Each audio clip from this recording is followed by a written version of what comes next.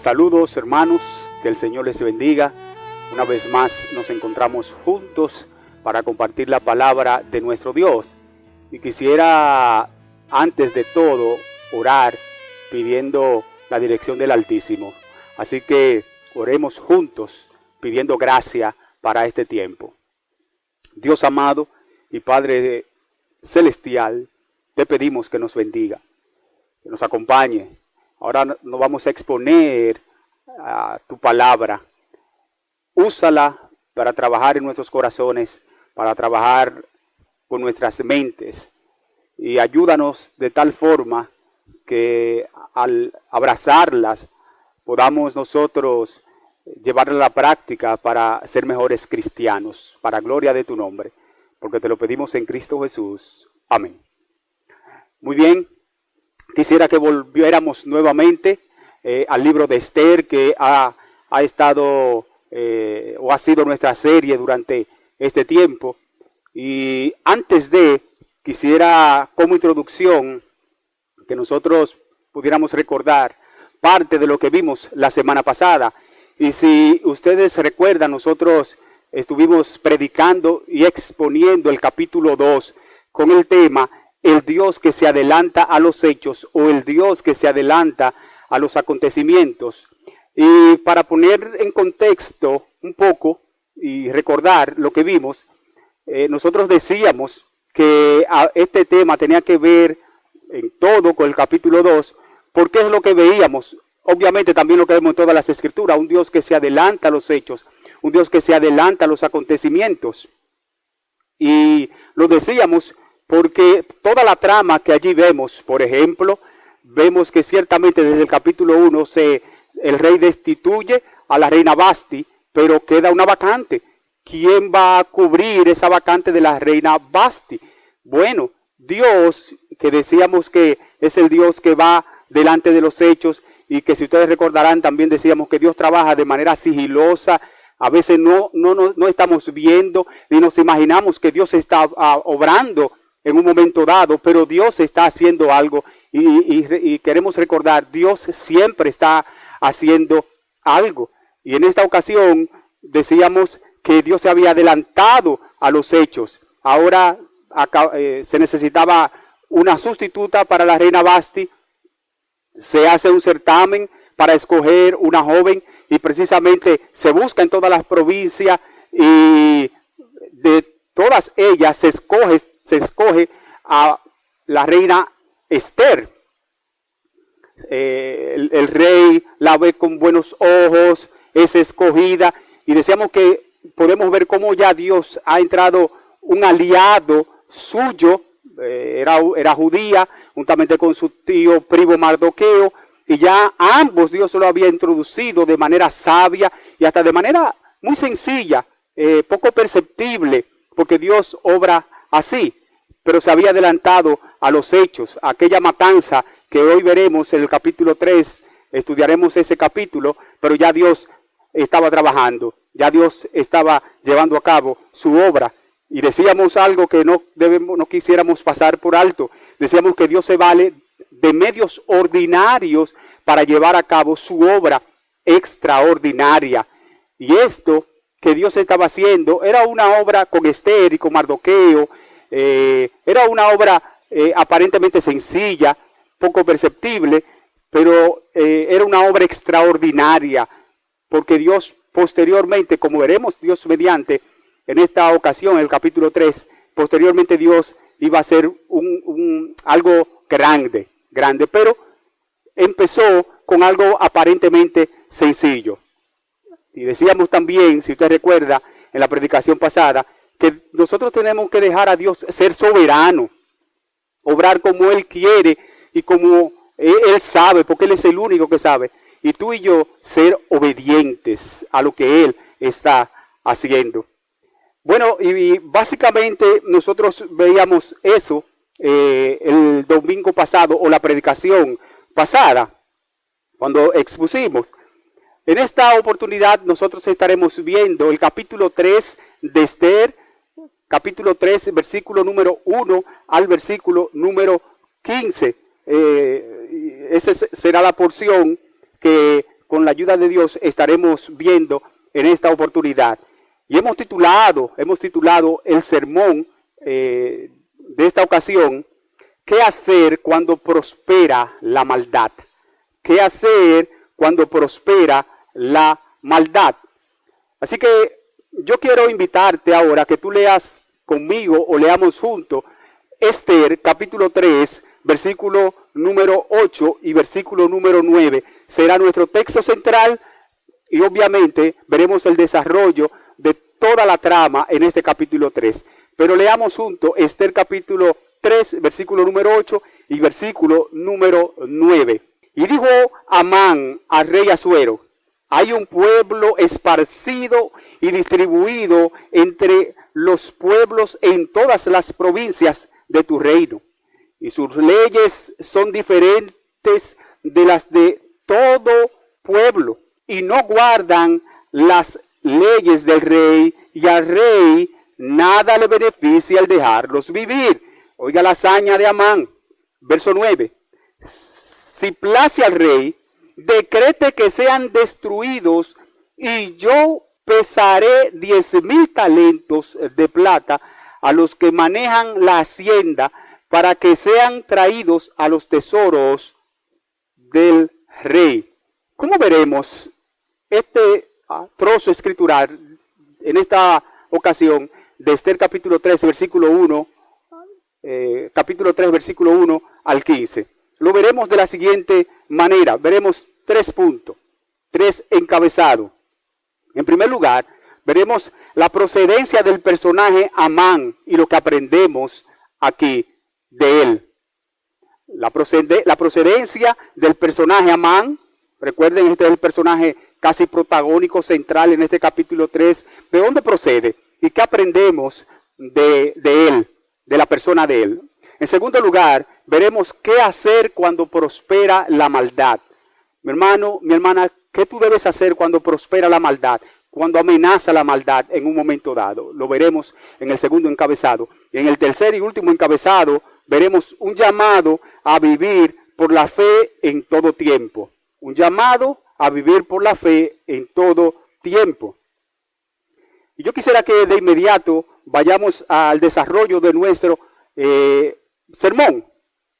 ¿Qué hacer cuando prospera la maldad? Y yo no sé si a usted le pasa, pero hay cosas que vienen de repente a nuestras vidas que uno se pregunta, pero ¿de dónde viene esto? ¿A qué corresponde esto? Hay cosas como que no tienen respuesta a ciertas interrogantes de la vida. Pero el Señor y la vida cristiana, en el Señor y en la vida cristiana no es así. Porque tanto en el Señor como en la vida cristiana nosotros tenemos respuesta y encontramos respuesta para todo. De hecho, si hay alguien que tiene a Cristo, ya tiene toda la respuesta a su pregunta o a sus preguntas, porque tiene a Cristo. Cristo es la respuesta absoluta a todas nuestras interrogantes de la vida. Pero en cuanto a nuestra historia de hoy, de Esther capítulo 3, versículo 1 al 15, surge una pregunta que abarcaría lo que sería nuestro primer punto, nuestro primer encabezado. ¿Quién es Amán? ¿De dónde viene Amán? Este hombre que es el protagonista de este capítulo 3, ¿de dónde aparece este personaje? ¿Qué busca él aquí en esta historia? ¿Qué hace? Y yo le pido que leamos, por favor, el capítulo 3, versículo 1 de Esther, para que podamos identificar aquí el personaje Amán, para saber quién es él, de dónde viene, qué hace aquí. Después de estas cosas, el rey Asuero engrandeció a Amán, hijo de Amedata, Agageo, y lo honró y puso su silla sobre todos los príncipes que estaban con él. Lo primero que se nos dice de este personaje llamado aquí Amán es que era Agageo. Agageo. ¿Qué significa que él era agageo? Bueno, Agag era el título que se les daba a los reyes amalecitas. A los reyes amalecitas. Y según el historiador judío Josefo y otros comentaristas también, Amán entonces descendía o provenía de los amalecitas. Este era su pueblo, esta era su raza. Y si usted recuerda, los amalecitas siempre fueron enemigos de Dios y enemigos del pueblo de Dios. Todo el tiempo. De hecho, si usted tiene memoria y usted lo ha leído o lo ha escuchado en algún comentario o en alguna predicación, usted puede recordar que al momento de los israelitas salir de Egipto, ellos fueron en un momento de que tenían sed, tenían hambre en el desierto, fueron atacados por los amalecitas, perseguidos por ellos. Y usted puede encontrar esta referencia en el libro de Éxodo, capítulo número 17, versículo 8, en lo adelante. Moisés estuvo orando, Josué y Ur estuvieron intercediendo también, y Aarón orando en aquella gran batalla que se significó en aquel momento.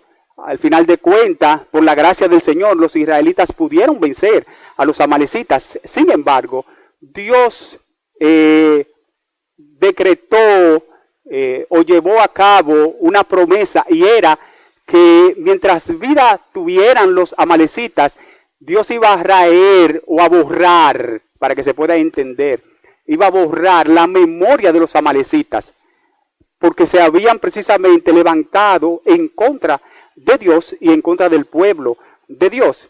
Posteriormente, siguiendo la historia, Dios levanta al rey Saúl y en la encomienda, entre muchas encomiendas, pero entre una de ellas, porque Dios había prometido borrar de la faz de la tierra la memoria de los amalecitas, de manera entonces que Dios, habiendo levantado a Saúl, le encomienda ir a algún lugar para matar a todos los amalecitas. ¿Te recuerda? Primera de Samuel, capítulo 15. Y Dios le dice, mata a todos, no perdone a nadie, a los ancianos, a los jóvenes, a las ancianas, aún los niños de pechos y los animales, todos aquellos, Saúl debía matarlos. Recuerden la historia, Saúl desobedece o cumple una obediencia parcial o a media, dejando vivos en aquel momento un grupo de personas que debió de haberlo matado, un grupo también de animales sanos, muchos de ellos, o en buena condición. Así que Saúl desobedeció este mandamiento. Nosotros creemos que al Saúl no llevar a cabo este mandato de parte del Señor, quedaron vivos algunos de los amalecitas, y pudiéramos llegar a la conclusión entonces que esta es la razón por la que nosotros podemos ahora encontrarnos con un sobreviviente de los amalecitas o de los agageos, que son las mismas personas. En otras palabras, amados hermanos, en otras palabras, para no redundar tanto, Amán no debió haber estado vivo, y mucho menos Amán debió de haber llegado al trono, mucho menos. Pero por el hecho de no haber cumplido la orden del Señor, este era ahora el resultado. Amán está vivo. Dios había dictado, recuerden, que se borrara de la memoria a los amalecitas. Se incumple el mandamiento en manos del rey Saúl, y aquí vemos ahora el resultado. Hay un enemigo de Dios en un trono, vivo, dirigiendo, en contra nuevamente, como como mencionábamos Éxodo capítulo 17, ahora vemos a Amán nuevamente urdiendo una trama en contra del pueblo de Dios. Amán no debió de haber estado vivo, mucho menos, como acabo de decir, haber llegado al trono, a ser primer ministro entre el gobierno o el reinado de los persas. ¿Qué aprendemos de esto? Porque esto tiene alguna enseñanza para nosotros. ¿Qué aprendemos? Bueno, amados hermanos, aprendemos que nuestras desobediencias de hoy nos pasarán factura mañana. Nuestras desobediencias de hoy nos pasarán factura mañana. Mis amados hermanos, la negligencia en tus deberes hoy te demandarán y pasarán factura en lo adelante. Así que haz la voluntad de Dios en la tierra, así como se hace en el cielo. Y no te jactes, del día de mañana. En otras palabras, sé diligente hoy en lo que requiere diligencia. Seamos diligentes en lo que requiere diligencia. No posterguemos nuestros deberes, no posterguemos nuestras responsabilidades. Porque aquí un ejemplo de lo que pasa cuando nosotros postergamos nuestros deberes, nuestras responsabilidades. Posteriormente esas cosas entonces nos van a pasar factura, nos van a demandar nuestra atención, una atención que olvidamos en el pasado, como lo que estamos viendo ahora. Por no haberse llevado a cabo el mandamiento del Señor tal cual había mandado a Saúl, vemos aquí como en el tiempo empezaron a sobrevivir algunos amalecitas y entre ellos también sobrevivió obviamente Amán. Y hoy está aquí urdiendo una trama contra el pueblo del Señor. A causa del pecado, nosotros somos expertos en posponer y en postergar deberes y responsabilidades. Repito, Amán no debió haber estado vivo, mucho menos llegar al trono. Escucha bien, mi hermano, escucha bien. Hay cosas que en nuestras vidas son ciertamente pruebas del Señor. Son ciertas pruebas del Señor. Pruebas del Señor. Sin embargo, hay otras pruebas en nosotros y otras circunstancias en nosotros que son fruto de nuestra irresponsabilidad, fruto de nuestra desobediencia. Acompáñenme a apoyar lo que estoy diciendo con este texto bíblico de Proverbios capítulo 19, versículo número 3. Mire aquí cómo dice, Proverbios capítulo 19, versículo número 3. Dice aquí, la insensatez del hombre tuerce su camino y luego contra Jehová se irrita su corazón. ¿Pudo notar? En ocasiones nuestra insensatez, nuestra irresponsabilidad, si tú quieres, nuestra desobediencia, nuestra negligencia, tuercen o trae tropiezo a nuestro camino. Entonces, cuando las cosas no se dan como nosotros queremos que se den, nos irritamos contra Dios, pero la realidad es que nosotros somos los únicos responsables. Hay pruebas, hay circunstancias en nosotros que tú y yo las provocamos, que tú y yo somos los únicos responsables. Nada más, nadie más. Y tú puedes decir, hermano, ¿me pudieras traer algunos ejemplos? Bueno, pudiéramos mencionar el hecho de que, por ejemplo, valga la redundancia, quizás tú debiste haberte graduado hace tiempo de una carrera, pero fuiste o has sido negligente, has postergado tus deberes y hoy te ha pasado el tiempo y no ha terminado tu carrera o no ha terminado tus proyectos estudiantiles, por poner un ejemplo. Puede ser el hecho también de que para este tiempo, quizás precisamente para este tiempo de la pandemia, para este virus, tú estés necesariamente necesitado de alguna cierta cantidad de dinero, pero por no haber sido disciplinado o disciplinada con el ahorro, hoy pudieras estar sufriendo algunas cosas en virtud de esto.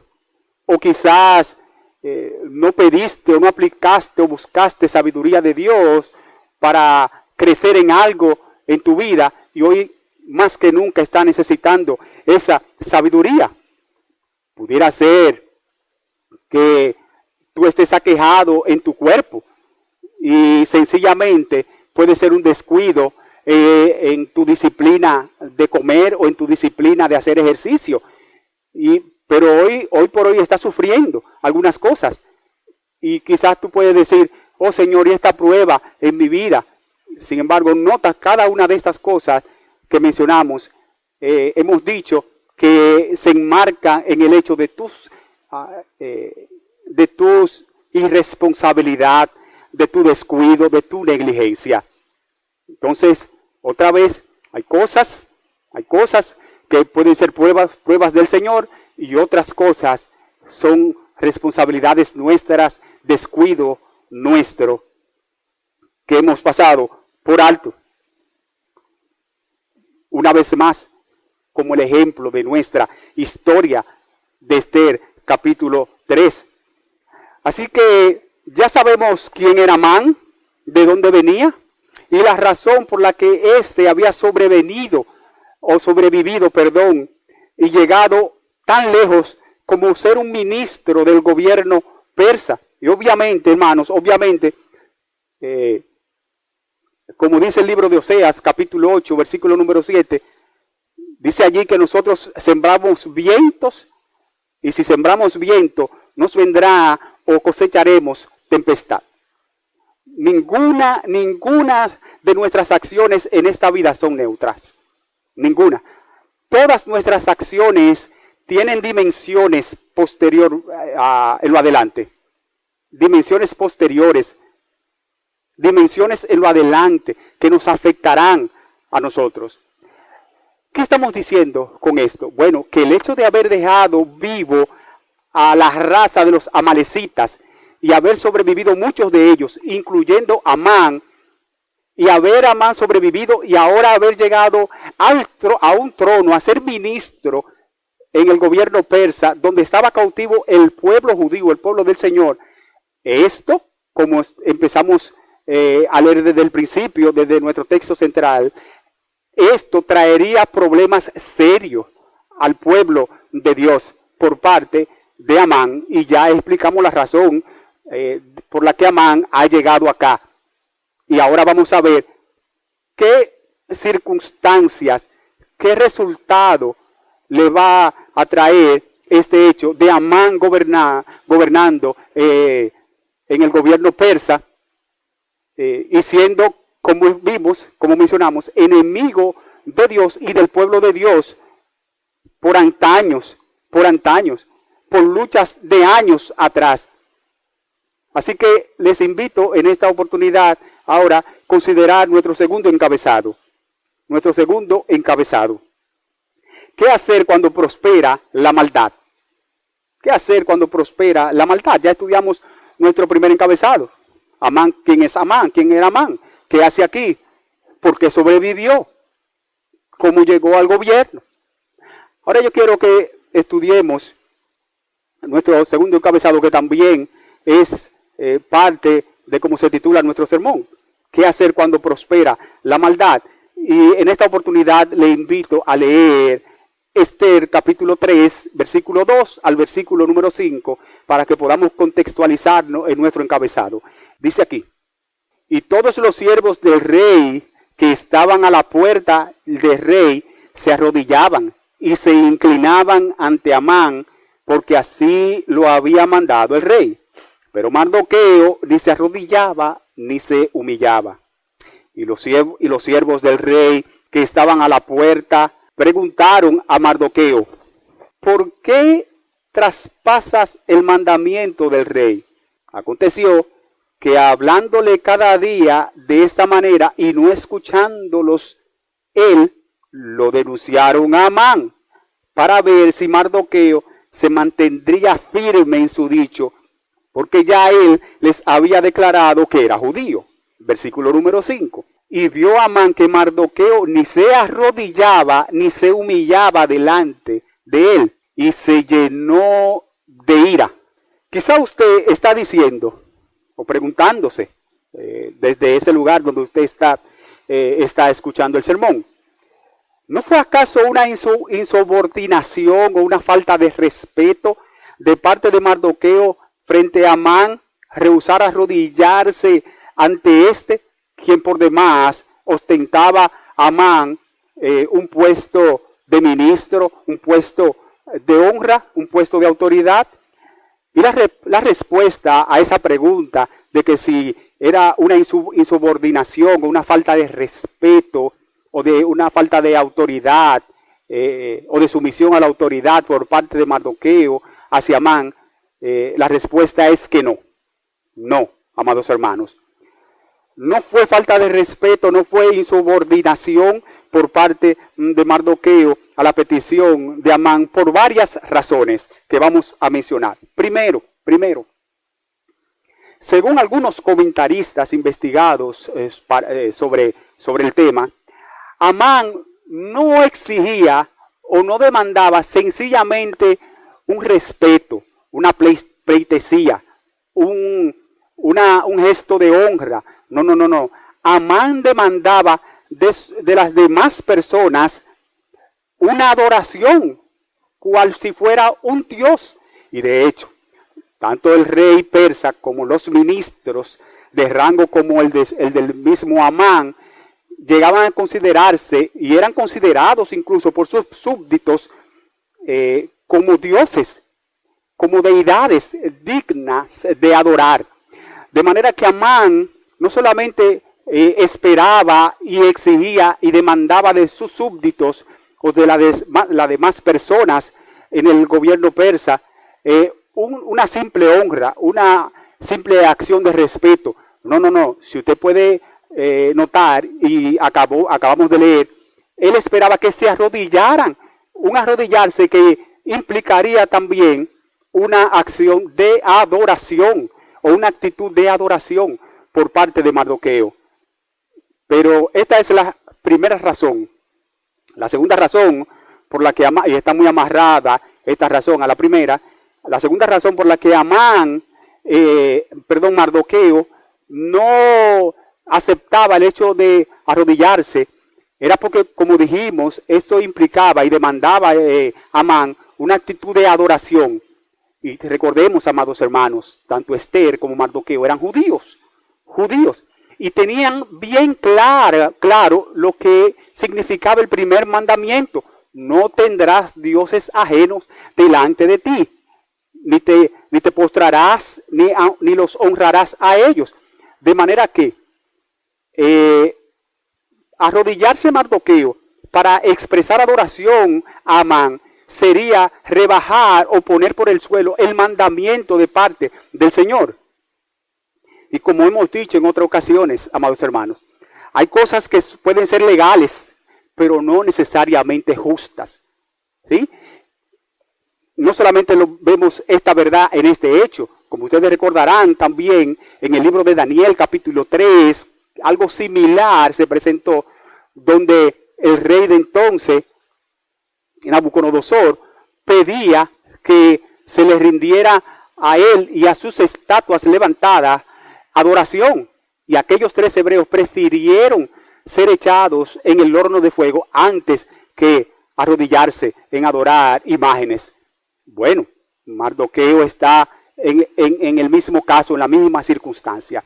De manera que por estas razones que hemos mencionado, podemos decir y afirmar que no fue una falta de respeto, no fue una insubordinación o una desobediencia per se por parte de Mardoqueo a Amán. Pero ¿sabe qué aprendemos además de todo esto y que nos enseña esto que acabamos de leer del capítulo 3, versículo 2 al 5 de nuestro libro de Esther?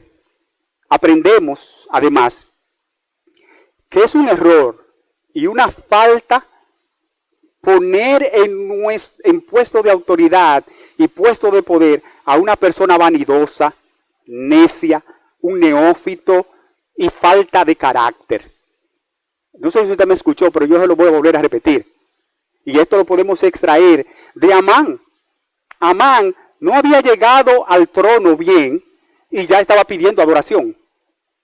Y eso dice mucho del poco carácter que tenía Amán. Volvemos a repetir, es un error y una falta el hecho de poner en puesto de autoridad, en puesto de poder, a una persona que sea vanidosa, a un neófito. De hecho, se prohíbe en el libro de Timoteo capítulo 3 poner en puesto de autoridad, y en el caso del ministerio, a un neófito. Es un error, es una falta poner en puesto de autoridad a un vanidoso, a un neófito, a una persona con falta de carácter, a una persona necia. Y Amán era esto. Recuerde, no había llegado bien al trono y ya estaba pidiendo adoración, ya estaba pidiendo pleitesía. Había que honrarlo, había que arrodillársele a él. Amán tenía el puesto, es verdad, pero no tenía el carácter que demandaba el puesto. El puesto, Amán lo tenía, se lo habían dado. Pero el carácter que demandaba ese puesto, Amán no lo tenía. No lo tenía. Y mis hermanos, nosotros no estamos muy lejos de aprender muchas cosas acerca de esto. ¿Por qué? Bueno, porque escuche esto. A nosotros nos impresiona mucho las habilidades de las personas. Nos impresionan mucho las habilidades de las personas, los dones de alguien. Pero nosotros estamos pocos interesados en el carácter. Es decir, ¿quién es esa persona? ¿Cuáles son las convicciones de esas personas? Pero con relación a los dones, con relación a las habilidades, eso nos impresiona bastante. Muchas veces sobre el hecho de conocer el carácter, como acabo de decir, el carácter y las convicciones que esa persona tenga. Y esto lo vemos en todos los ámbitos, que me permito un momento para considerarlo. Lo vemos en todos los ámbitos. Lo vemos, por ejemplo, en el caso de la política. Hay personas que se identifican con un partido político independientemente de cuáles sean los políticos que están en ese partido. Incluso he escuchado gente decir, yo soy PRDista, o yo soy PLDista, o yo soy reformista, y todo esto desde pequeño. Bueno, pero que nosotros no debemos dejarnos llevar por colores.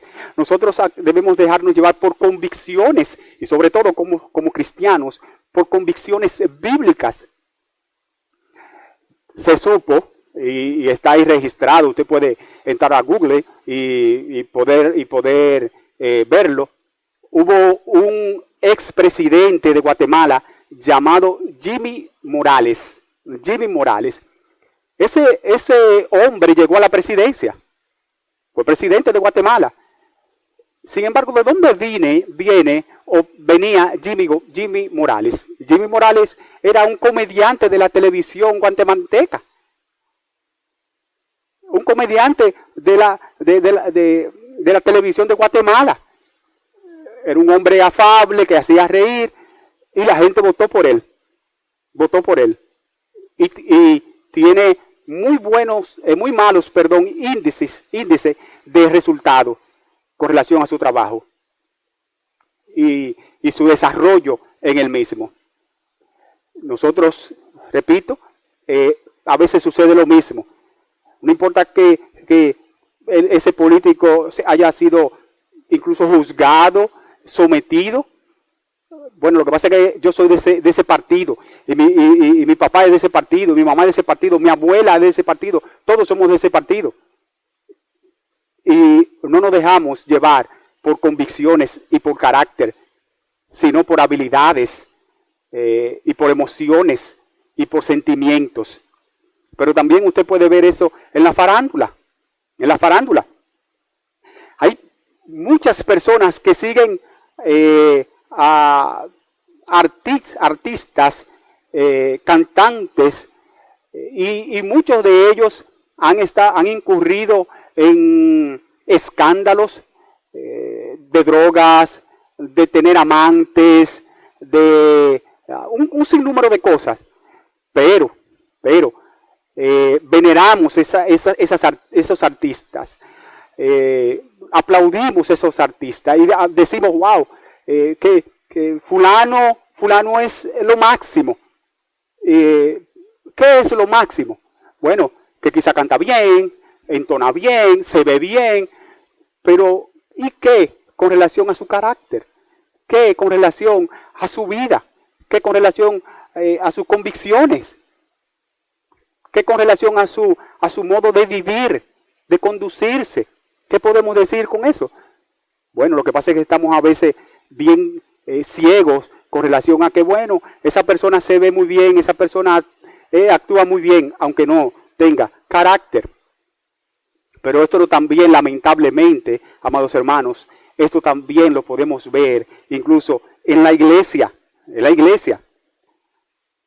Si en la iglesia un hermano o una hermana, pudiéramos decir, canta bien, toca bien, tiene buen dominio de la palabra, se maneja bien en tal lugar, que él o ella desarrolla bien lo que se le ha puesto a desarrollar o hacer, bueno, pues inmediatamente colocamos a esa persona en puesto de autoridad o en puesto de honra, independientemente o aparte del carácter o de la convicción de esa persona. Y amados hermanos, no debe ser así, no debe ser así. Repito, mire nuestra historia. Aquí está Amán en el trono, siendo primer ministro, como muchos comentaristas así lo describen, uno de los primeros ministros del gobierno persa. Sin embargo, no vemos un Amán con carácter, no vemos un Amán con carácter. No solamente por esto, sino que ya leímos en nuestro texto central que ya no ha llegado bien al gobierno y no solamente quiere que se le arrodillen para que lo adoren, sino que desea ya el exterminio del pueblo de Dios con odio, con rencor, etcétera, etcétera. Tenía el puesto, pero no tenía carácter para el puesto. Sin embargo, amados hermanos, tenemos que resaltar que debemos aprender de Dios el Padre. Nuestro Dios el Padre no es como nosotros. Dios se tomó 33 años para sacar a Cristo al ruedo público. 33 años. De 0 a 12 sabemos muy poco de la persona de Cristo. Solamente hasta los 12 años que se nos hace referencia en algunos de los evangelios, vemos a Cristo en el templo. De 12 a los 33 años sabemos muy poco. A partir de los 33 vemos a un Cristo saliendo a ruedo público, presentándose. Y estamos hablando de la persona perfecta, la única persona perfecta, santa, justa, buena, que transitó por esta vida. Y yo digo, pero ¿por qué no salió antes? Bueno, porque aún, mis amados hermanos, aún el mismo Dios se toma su tiempo para desarrollar las cosas. Aún el mismo Dios se toma su tiempo para desarrollar las cosas. A Dios no lo impresiona nada. A Dios no le impresiona nada. Nosotros somos impresionados por los hombres, pero Dios no anda buscando cara, Dios no anda buscando ni siquiera habilidades, Dios anda buscando corazón, Dios anda buscando carácter, Dios anda buscando convicciones. De nuevo, nosotros estamos más hipnotizados por lo que las personas hacen que por lo que ellos son en realidad en sus vidas. Más hipnotizados en lo que ellos hacen o por lo que ellos hacen que por lo que en realidad ellos son en sus vidas. Y otra vez, Amán tenía un puesto conforme los persas, pero no tenía un corazón conforme de Dios. Conforme los persas, él tenía un puesto, pero no tenía un puesto conforme el de Dios, que es lo que en realidad vale. Por esto, escucha lo que dice, lee conmigo, Proverbios capítulo 26, versículo número 1.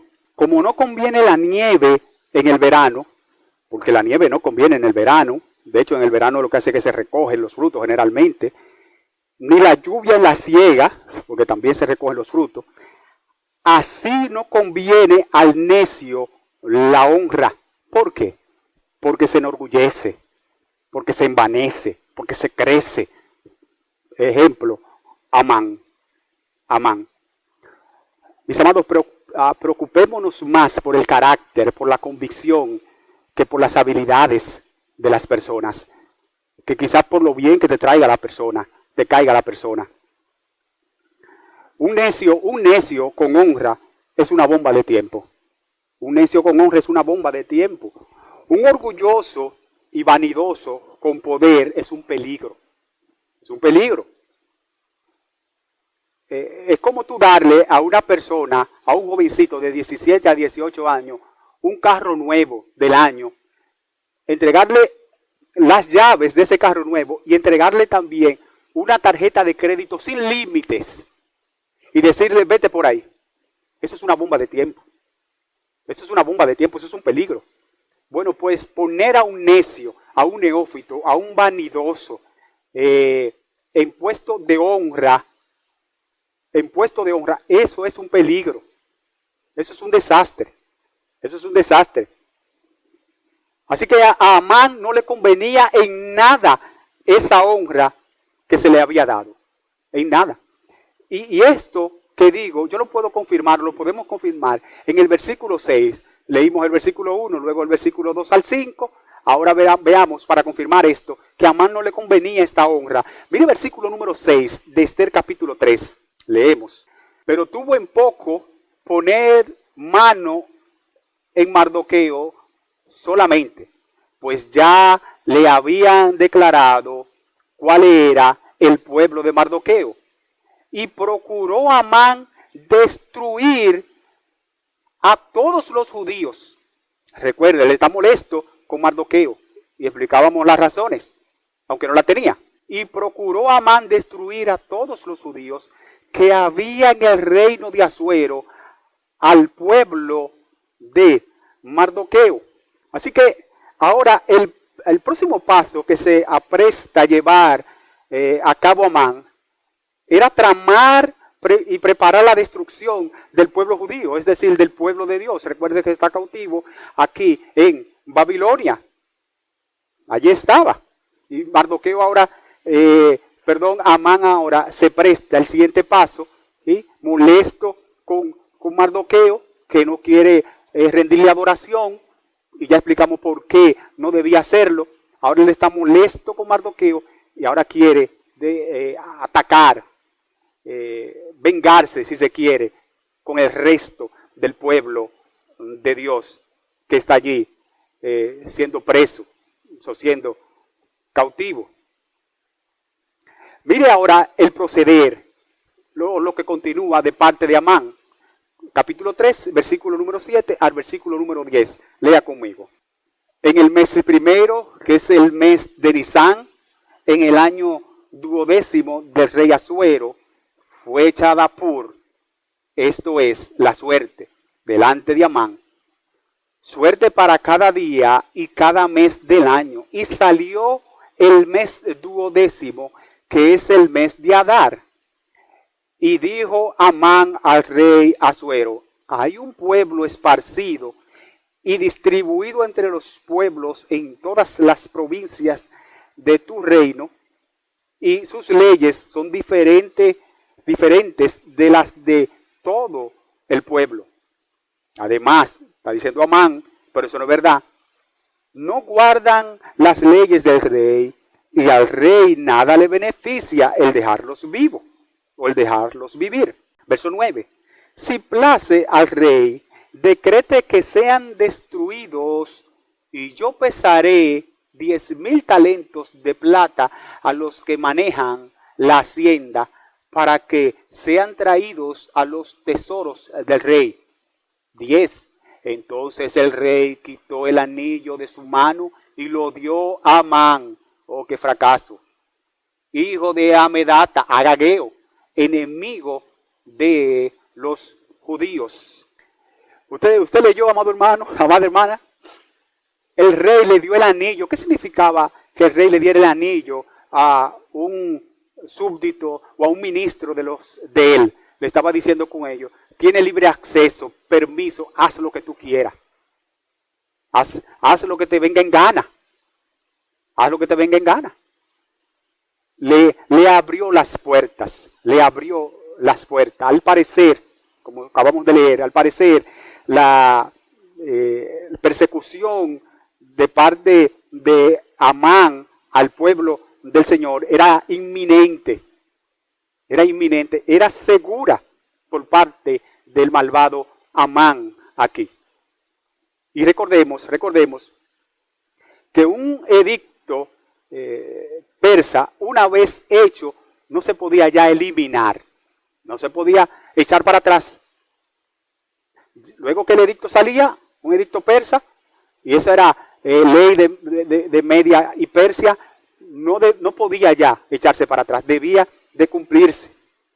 Así que la destrucción, la muerte, la persecución es segura, es inminente de parte de Amán y el rey, obviamente, aunque el rey no tiene todo claro de lo que Amán está haciendo, pero la persecución, la destrucción era segura, era inminente, no se podía volver atrás.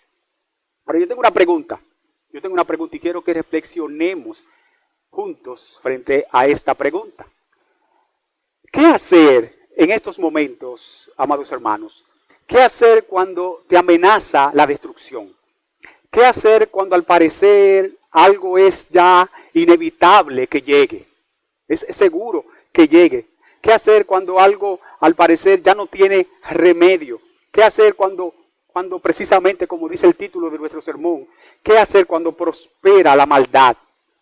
¿Qué hacer cuando al parecer algo o alguien se va finalmente a salir con la suya y ya no hay forma que eso eche para atrás, no hay forma que eso retroceda?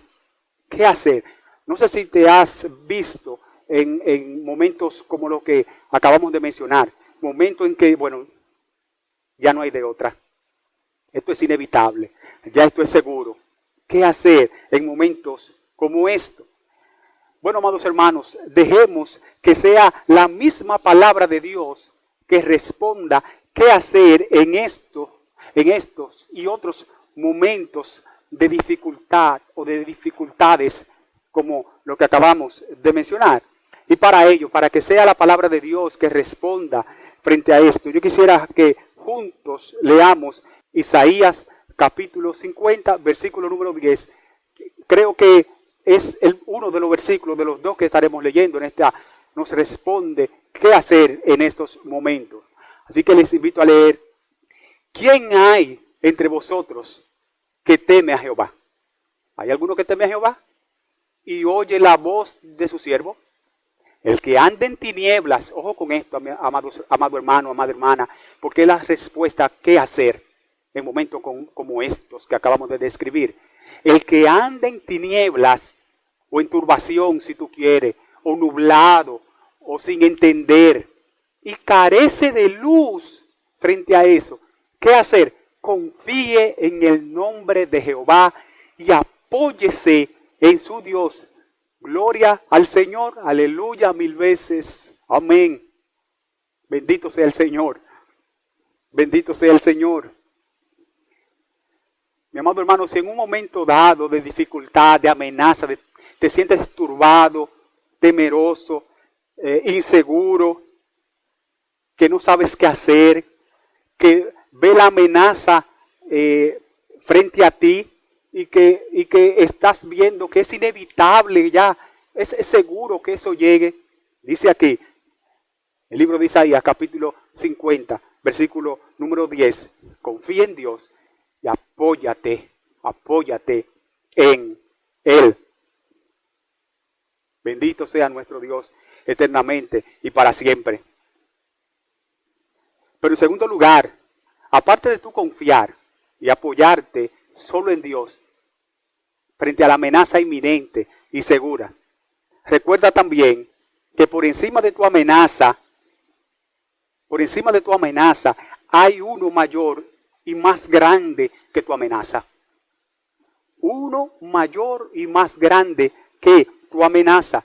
Lee conmigo ahora el libro de Eclesiastés, capítulo 5, versículo número 8, que nos dice también, al igual que Isaías 50:10, qué hacer cuando se aproxima o prospera la maldad o la amenaza.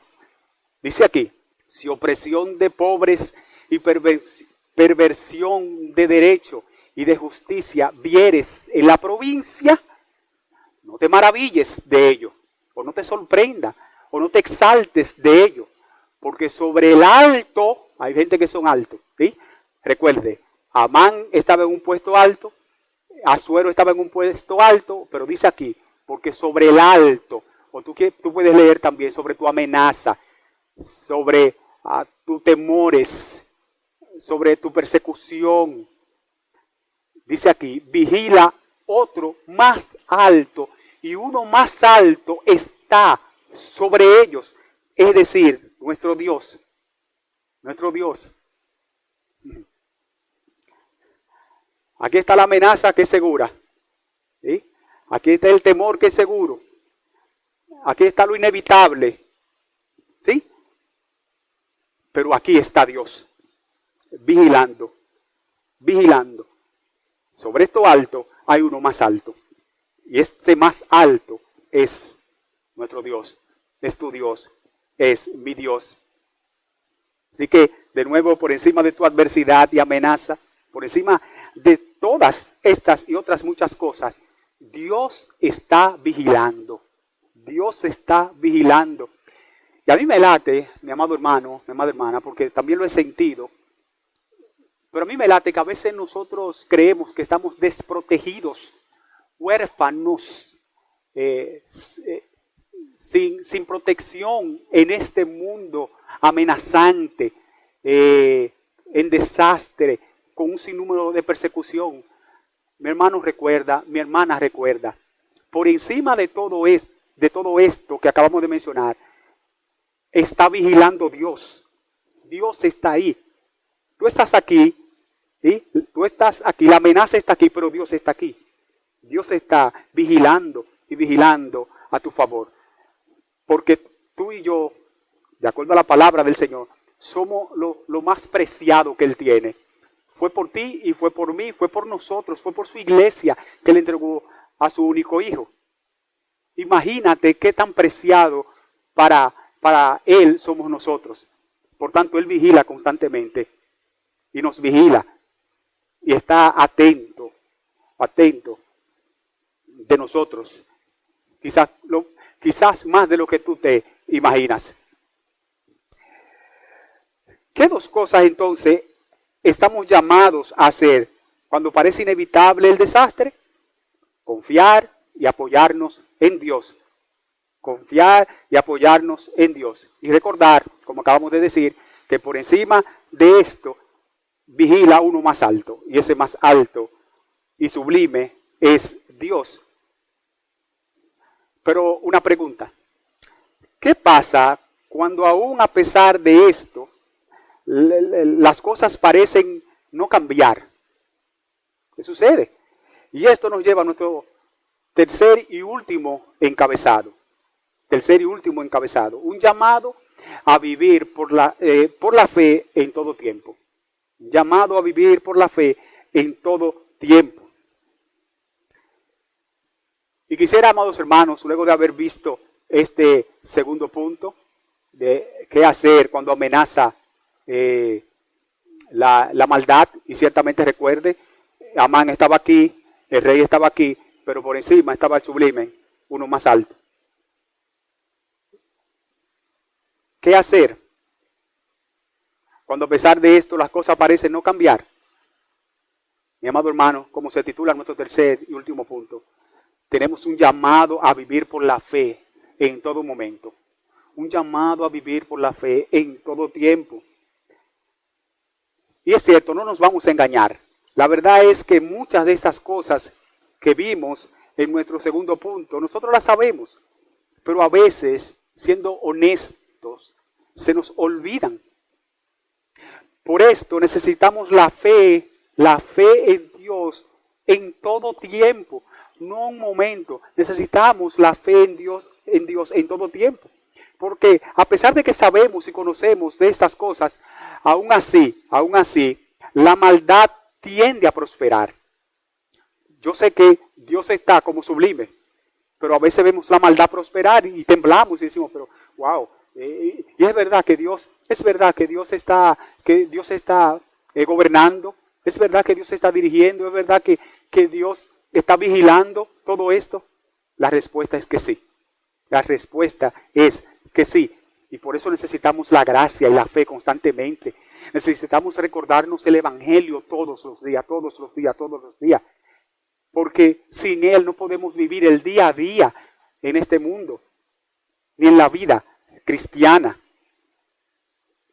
Nótese, el edicto contra los judíos salió. Los correos con la amenaza salieron a todos los lugares, a todas las provincias donde se encontraban allí los judíos. No fue que la amenaza no corrió. No fue que la advertencia no llegó. No fue que la persecución no arrancó. Sí.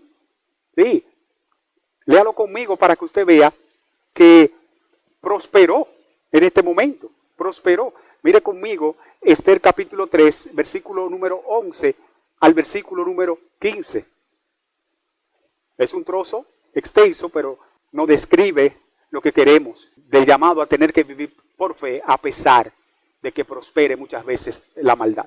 Empezamos a leer, dice, y le dijo, la plata, el rey fue el que le dijo esto, Amán, que ofreces sea para ti, y asimismo el pueblo, para que hagas de él lo que bien te pareciere. Wow. Entonces fueron llamados los escribanos del rey en el mes primero, al día 13 del mismo, y fue escrito conforme a todo lo que mandó Amán, a los sátrapas del rey, a los capitanes que estaban sobre cada provincia, y a los príncipes de cada pueblo, a cada provincia según su escritura, y cada pueblo según su lengua, en nombre del rey Asuero fue escrito, y sellado con el anillo del rey. Verso 13, y fueron enviadas cartas por medio de correos a todas las provincias del rey, con la orden de destruir, matar y exterminar a todos los judíos, jóvenes y ancianos, niños y mujeres, en un mismo día, en el día 13 del mes 12, que es el mes de Adar, y de apoderarse de sus bienes. La copia del escrito que se dio por mandamiento en cada provincia fue publicada a todos los pueblos a fin de que estuviesen listos para aquel día. 15. Y salieron los correos prontamente por mandato del rey, y el edicto fue dado en Susa, capital del reino. Y el rey y Amán se sentaron, y mientras eso acontecía, miren lo que ellos estaban haciendo. Se sentaron a beber, pero la ciudad de Susa estaba conmovida. Mientras la ciudad de Susa estaba conmovida, sufriendo, Amán y el rey estaban bebiendo y disfrutando. No sé si se parece un poco a ciertas circunstancias que a veces se dan en nuestra vida presente. Como muchas personas, aún en este tiempo de pandemia del virus, están sufriendo escasez, adoloridos, muchos de ellos infectados, enfermos.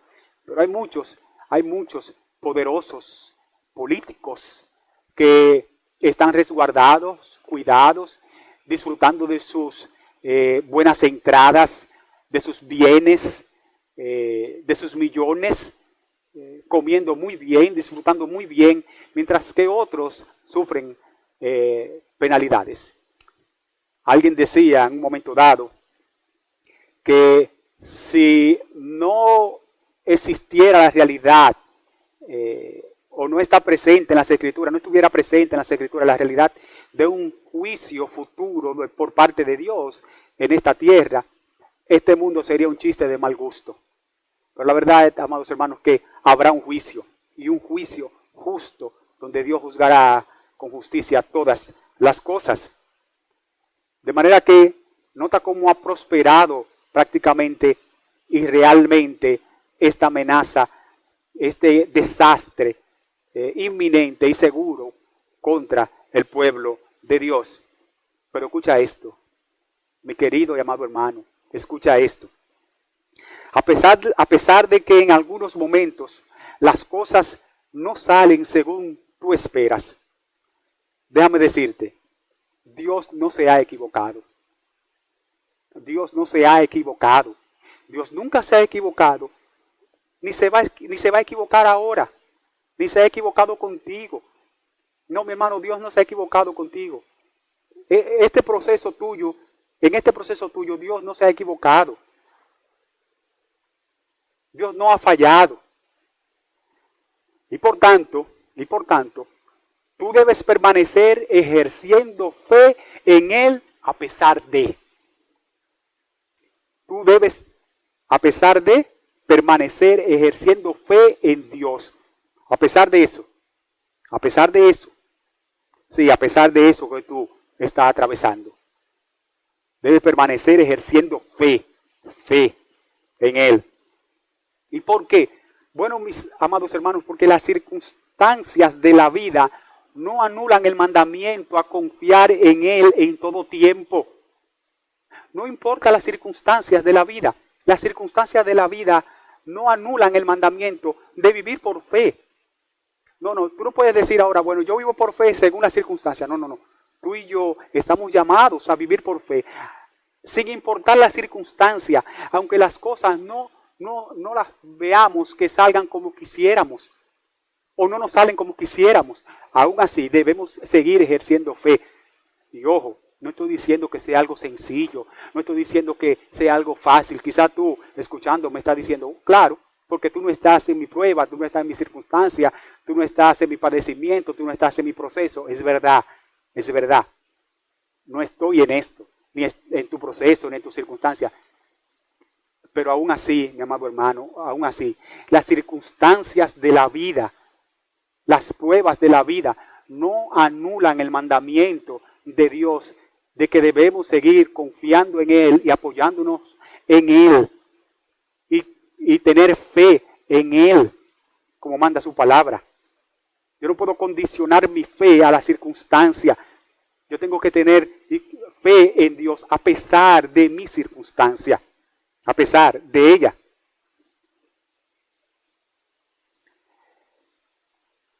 Un ejemplo, por ejemplo,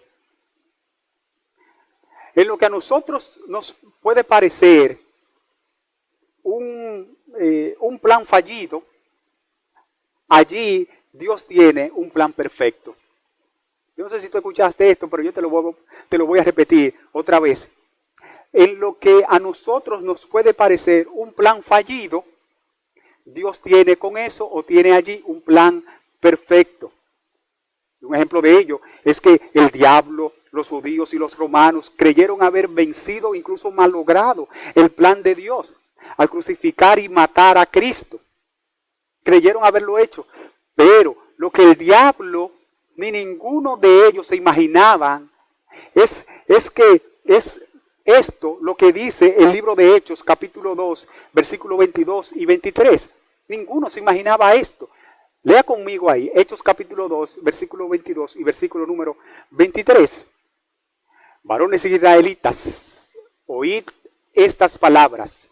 Jesús Nazareno, varón aprobado por Dios entre vosotros con las maravillas, prodigios y señales que Dios hizo entre vosotros por medio de él, como vosotros mismos sabéis. 23. A este, lea ahora, entregado por el determinado consejo y anticipado conocimiento de Dios. Mire quién fue. Quizá el diablo se estaba saboreando, frotando las manos, los judíos y los romanos también, porque ya salimos de Cristo. Sin embargo, note lo que dice el versículo 23. A este, entregado por el determinado consejo y anticipado conocimiento de Dios. ¿Ves por qué yo te dije que lo que parece ser un plan fallido en ti es y puede ser un plan perfecto en las manos de Dios? Prendisteis y matasteis por manos de inicuos, crucificándole, hablando de la persona de Cristo. En otras palabras, todo esto, amado hermano, todo esto, incluyendo el mismo diablo, no estaban haciendo más que lo que Dios había determinado que estos hicieran, estos llevaran a cabo. ¿Qué estaba llevando a la persecución del enemigo, del diablo, de los judíos, de los romanos? No estaban más de nuevo que llevando a cabo el plan perfecto de la persona de Dios. La idea entonces para ti es esta. La idea para ti entonces es esta. Aunque todo te salga mal, aunque prospere la amenaza o la maldad en tu contra, sigue confiando con fe en Dios. Sigue confiando con fe en Dios. Sí, aunque las cosas te sigan saliendo mal, aunque en un momento dado la maldad esté prosperando, sigue confiando con fe en Dios. ¿Por qué? Bueno, porque por fe andamos y no por vista. Segunda de Corintios capítulo 5, versículo número 17. No se nos manda a vivir por la vista, sino que el justo por la fe vivirá. Eso es lo que enseña Romanos capítulo número 1, versículo 17, y Habacuc capítulo 2, versículo número 4. El justo por la fe vivirá. Así que, aunque las cosas no te estén saliendo como tú quisieras, aunque hayan amenazas, recuerda, a pesar de eso, sigamos confiando en Dios. Sigamos confiando en Dios. De paso, mira lo que nos manda el libro de Primera de Pedro capítulo 4, versículo número 19. De modo que los que padecen según la voluntad de Dios, ¿qué deben hacer? ¿Tirar la toalla? ¿Desanimarse? ¿O perder la fe? No. Encomienden sus almas al fiel Creador y hagan el bien. Recuerda, las circunstancias de la vida, las amenazas de la vida, las persecuciones de la vida, no anulan el mandamiento de vivir por fe y no por vista. Vivir por fe y no por vista. Finalmente, dice el versículo 7 de Esther capítulo número 3, que para buscar determinar la destrucción del pueblo del Señor, ellos echaron suerte. Una pregunta: ¿en las manos de quién está la suerte de los hijos de Dios? Recuerden, para determinar matar al pueblo del Señor cautivo allá en Babilonia, ellos echaron suerte y la suerte cayó a que mataran al pueblo judío. Pregunta. ¿En las manos de quién está la suerte de los hijos de Dios? Acompáñenme a leer, para responder a esta pregunta, acompáñenme a leer dos textos bíblicos. El primero, Salmo capítulo 16, versículo número 5.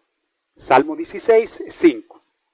Dice aquí: Jehová es la porción de mi herencia y de mi copa. Note, tú, es decir, Dios sustenta, dice David, tú sustentas mi suerte. ¿Quién sustentaba la suerte de David como hijo de Dios? Dios el Padre. Dios el Padre. Mi hermano, ¿quién sustenta tu suerte? Lo que te va a acontecer o lo que te está aconteciendo, ¿quién lo determina? ¿Quién lo sustenta? Dios. Mire el siguiente texto. Proverbios capítulo 16, versículo número 33. Dice aquí: la suerte se echa en el regazo, mas de Jehová es la decisión de ella. La suerte se echa en el regazo, mas de Jehová es la decisión de ella. Obviamente no hoy, sino en la próxima. Recuerda, los correos salieron con la amenaza, con el sello o el permiso del rey Asuero, y con el escrito de los escribanos. Todo eso salió. ¿Sí? Pero recuerda este último texto. La suerte se echa sobre el regazo, pero la decisión final de tu suerte descansa en Dios. Vamos a ver en nuestros próximos capítulos y en nuestra serie cuál fue el final de los judíos. ¿Qué realmente aconteció? A pesar de que estos correos salieron, a pesar de que una ley de Persia no podía tirarse para atrás. Pero Dios es el Dios, escucha esto mi hermano, y voy terminando. Dios es el Dios de lo imposible. Dios es el Dios de lo imposible. Ese es el Dios nuestro. Que hemos visto, en primer lugar, quién era Amán, de dónde venía, ¿sí? Qué hacer cuando prospera la maldad, y viviendo por fe en todo tiempo. Viviendo por fe en todo tiempo, que fue nuestro tercer y último encabezado. Quisiera finalmente, antes de orar, algunas palabras breves a las visitas. Sé que hay personas que me están escuchando que no conocen al Señor, y quisiera decirle a ellos lo siguiente. Mi querido amigo, mi querida amiga, tú también estás llamado a vivir por fe. Tú estás llamado a vivir por fe. Pero tú no puedes ejercer fe en Dios por sí mismo o por ti solo. Tú necesitas a Cristo para que, creyendo en Cristo, aceptando a Cristo, esa fe pueda venir a ti. Ven a Cristo, acepta a Jesucristo, sin postergar el tiempo, sin dejar atrás la oportunidad. La Biblia dice que si oyeres hoy su voz, no endurezca tu corazón. No endurezca tu corazón. Ven al Señor. No hay nada mejor que la vida cristiana, y no hay nada mejor que servir y vivir para Cristo. Ven a Cristo. Dios te bendiga y vamos a orar. Oh Padre, gracias por tu buena palabra. Gracias por la fuerza y la gracia que les da al predicador, para que podamos exponerla. Añade salvación y bendición, te rogamos, a la misma en los corazones de los que han escuchado, de los que han visto, porque te lo pedimos en Cristo Jesús. Amén. Que el Señor le bendiga a todos.